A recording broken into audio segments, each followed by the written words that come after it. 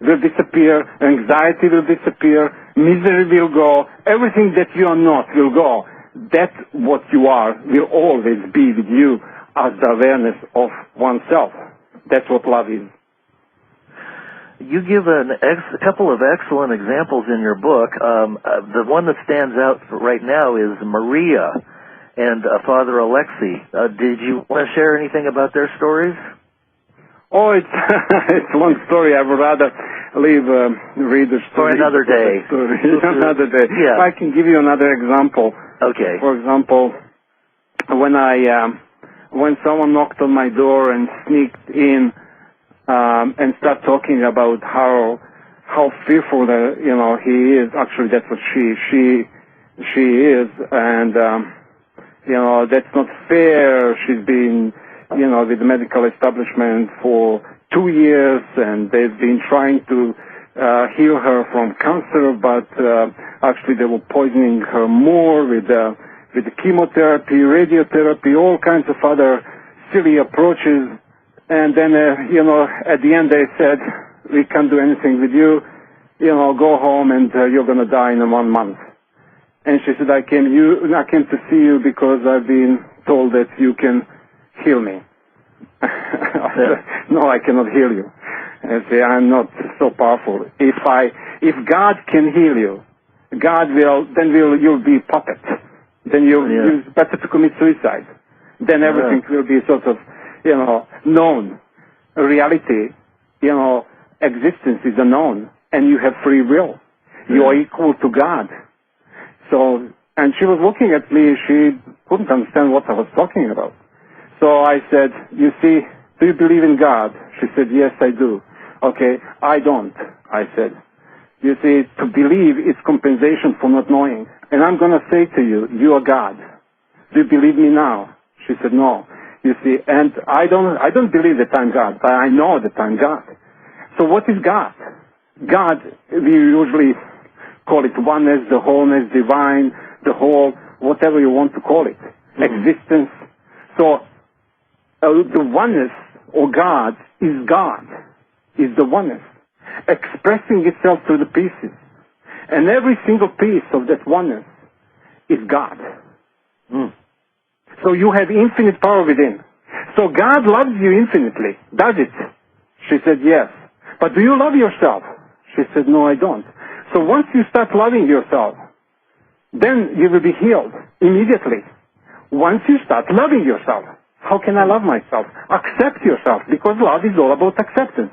So if I say that through acceptance you will be healed, so why did you accept your disease? Why didn't you start loving your cancer? Oh, I never thought about it. I've been fighting the cancer, for 2 years, and the medical establishment is fighting that cancer for 2 years. This is totally different. It's not she said, I'm going to try. I said, don't try, because trying you're going to fail. Right. Do, right now. And be the acceptance. And after 2-3 healing sessions, just walking on that total acceptance of her death and of her disease, her cancer, she went to a checkup, and they couldn't find anything. Wow. They said it's miraculous healing. I said, there's nothing miraculous there. It's just ordinary healing, because finally you become ordinary human being. You stop being extraordinary, because to be extraordinary is to be in fight, in competition. You see, to be ordinary is to be in acceptance. It's to be who you are.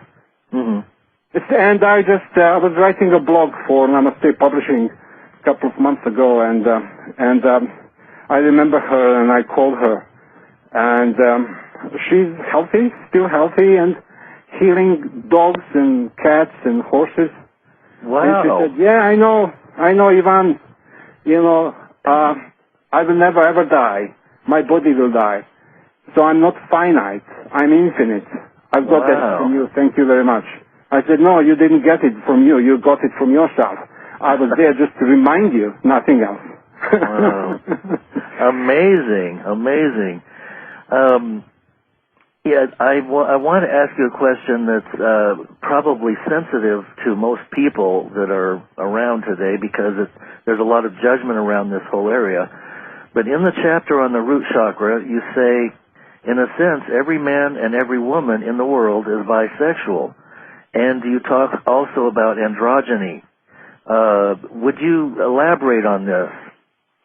That's on an energetic level. You see, energy is the one energy. Cannot be separated into two. If you separate energy into two, then which one will win depends on which one is stronger or more wicked to to overpower the other one. Yeah. And when I was a kid, I loved watching Western movies, but those ones where Indians were winning at the end. But unfortunately, we would only in our local cinema get movies where cowboys will win and exterminate and kill all the Indians. So so it's all about duality when you separate energy. And I remember one cowboy came to the town, and the other cowboy approached him and said,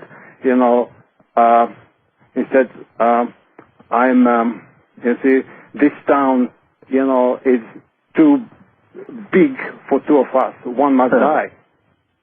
And I thought, it should be the opposite.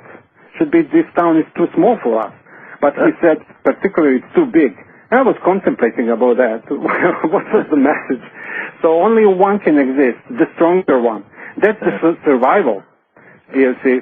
And the big is the mind. I want everything big. I want everything more and more. You see, give me for the pleasure. It's just a pleasure. So it's all about survival. You see, but it is the energy, the one energy inside of you, always available. That's called the infinite energy of oneness. It's not plus or it's not minus. It's not male or it's not female. Yes, that energy can express itself as the male body or female body. What's the reason for that? It's the reason for the movement, for expansion and progression and evolution. But on the essential level, inside, inner, that energy is one. Once you unite those two energies into one, then you will never ever allow the mind to project anything, and you will not identify yourself as man or a woman, as male or a female. You will say to yourself as I am the one. So yes, I exist in this vehicle, but this vehicle can be positive, it can be negative, can be male, can be female, can be black and white. Who cares? I'm not the vehicle. You see, in Atlantean teaching, there's the Holy Trinity. Holy Trinity is the body, the soul, and the consciousness. The body is the vehicle for the soul, or the temple for the soul. And on the body level, on the 3D level, that body needs duality in order for the movement, in order for progression. But it is embedding, it is allowing the soul to enter. The soul is the one. But it's not the final. The consciousness is the final. So let's say the body is the finite. The body is the particle-like vehicle. The soul is wave-like, invisible vehicle, or the temple for the consciousness. So consciousness needs a soul and needs a body to finally reunite with the oneness.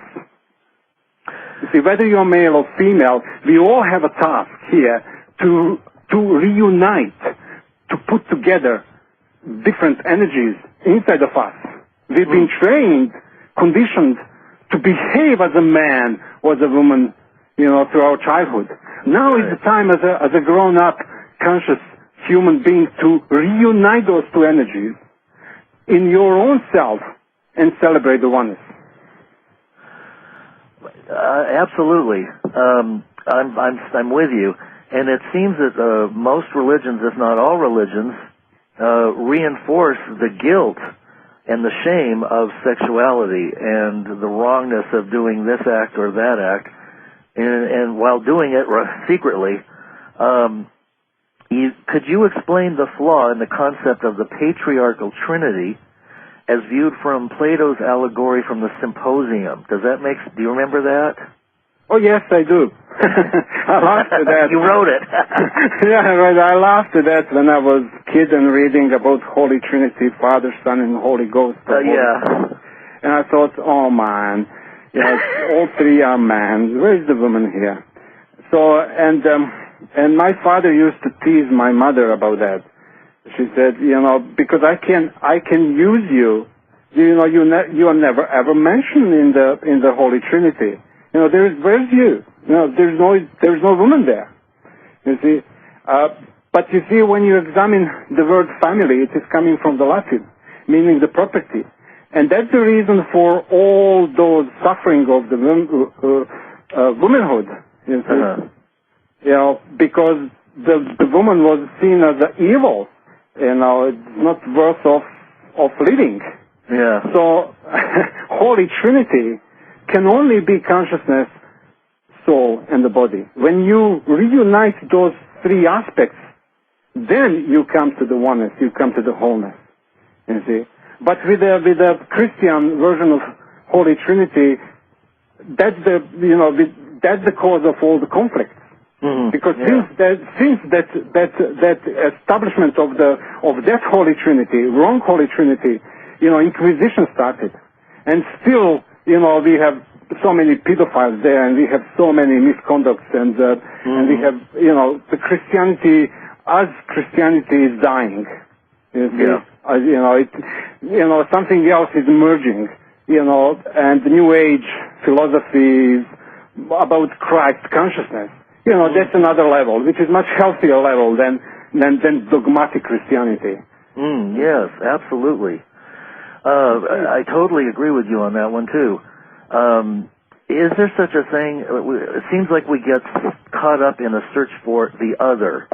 Is there such a thing as a soulmate or twin flame, or is that just our projection speaking the oneness?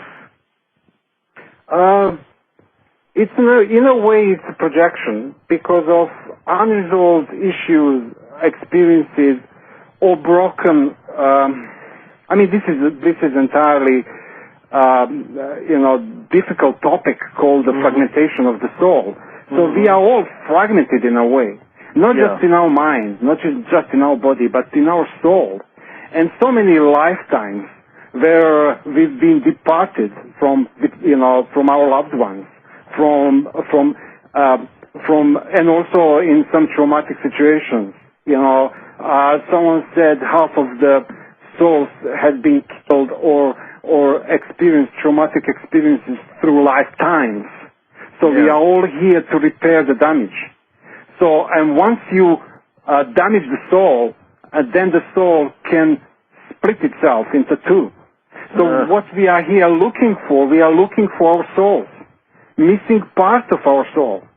So, and we will never be at ease unless we found that missing part of the soul. So, but the missing part of the soul is always within you. You don't have to go outside to find it. It's not another person. It is just the inner fragmentation and the projection. The mind is projecting that the other person holds that clue or that missing soul. Yeah. So, but there is no twin souls. We are all one soul. You see, we all are one body. The universe is one. You see, your body is formed from one particle.